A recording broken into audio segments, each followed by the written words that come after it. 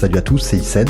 Après vous avoir présenté l'application Photo Pro de Sony et le fonctionnement de celle-ci, je reviens vers vous pour vous parler de Cinema Pro, une app conçue pour les vidéastes. Si vous êtes comme moi passionné par la vidéo, vous serez sans doute intéressé par ce que propose Sony pour ses smartphones haut de gamme. Voyons tout de suite comment se présente Cinema Pro. Vous avez bien sûr la possibilité d'utiliser l'application Appareil Photo, qui vous permet notamment de filmer jusqu'en 30 images par seconde en 4K HDR, avec en plus plusieurs modes en option, comme l'effet créatif par exemple. Cependant, le nouvel Xperia 5 Mark II, que j'utilise actuellement, peut filmer jusqu'en 120 images par seconde, mais seulement en passant par Cinema Pro, d'où l'intérêt pour cette application. Vous retrouvez une interface simple et complète, avec un visualiseur en format 21/9, en dessous certaines indications utiles, comme un timer, la qualité et le codec de la vidéo, le pourcentage de la batterie restante ainsi que la capacité de mémoire disponible. Encore en dessous, tous les fichiers enregistrés. Ces derniers seront classés par projet, je vous explique cela juste après. Sur la partie droite, tous les réglages, que ce soit celui de la résolution, celui de la fréquence d'image, du look, du choix de l'objectif et aussi des ISO,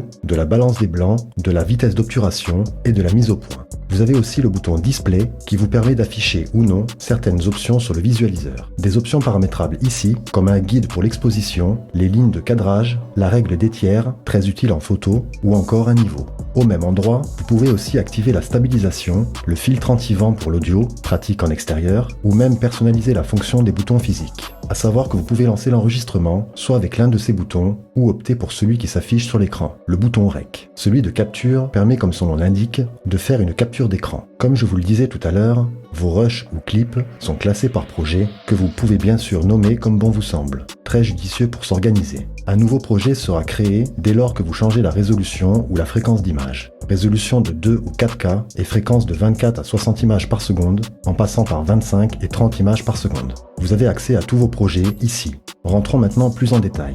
Dès que le premier clip est enregistré, seules les valeurs situées au-dessous peuvent être modifiées. Vous pouvez personnaliser le rendu avec différents looks proposés, notamment le profil Venice, qui permet d'étalonner plus précisément les couleurs en post-prod. Vous en avez 9 au total, à vous de voir lequel vous conviendra le mieux selon votre projet. Juste à côté de Look, FPS. C'est là que vous allez pouvoir monter jusqu'à 120 images par seconde et filmer au ralenti avec pour base le choix initial de la fréquence du projet. En clair, vous choisissez un projet en 4K 24 images par seconde, vous filmez en 120, votre clip sera ralenti en 24. Petite particularité, ce mode nécessite beaucoup de lumière afin de bénéficier d'une qualité d'image optimale. Toujours dans le paramétrage, vous pouvez changer d'optique ici, et cela pour chacun des rushs enregistrés. À savoir que vous ne pouvez pas changer pendant l'enregistrement, ni même zoomer numériquement. Juste à côté, le réglage des ISO pouvant monter jusqu'à 800 pour les 3 focales, cependant vous pouvez descendre jusqu'à 25 ISO pour l'objectif 70 mm, 50 pour le 16 et enfin 64 pour l'objectif principal de 24. Cela dépend bien sûr des différentes ouvertures de chaque focale. Vous pouvez aussi régler la balance des blancs, plusieurs options vous sont proposées. Il y a un mode automatique que vous pouvez verrouiller pour conserver une harmonie dans vos séries de rush. Vous avez aussi la possibilité de régler la vitesse de l'obturateur, soit de manière angulaire ou temporaire. Vous avez les deux valeurs. Dernier réglage possible, celui de la mise au point. Vous pouvez opter pour le mode automatique ou l'ajuster manuellement. En mode manuel, déplacez le curseur ou touchez l'écran pour faire le focus. Les boutons vous permettent de faire de légers ajustements.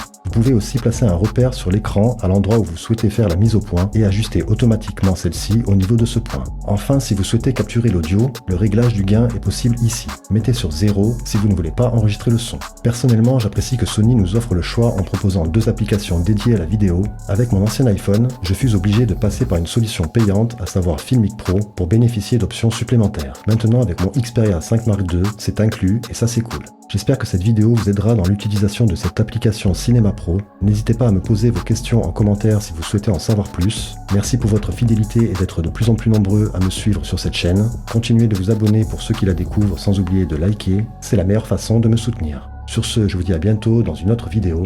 Bye.